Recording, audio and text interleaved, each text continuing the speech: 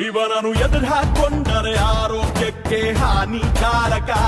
ಇವನ ಗುಂಡಿಗೆ ಅಳಿಯಲು ಇಲ್ಲ ಇಲ್ಲಿ ಯಾವುದೇ ಮಾಪಕ.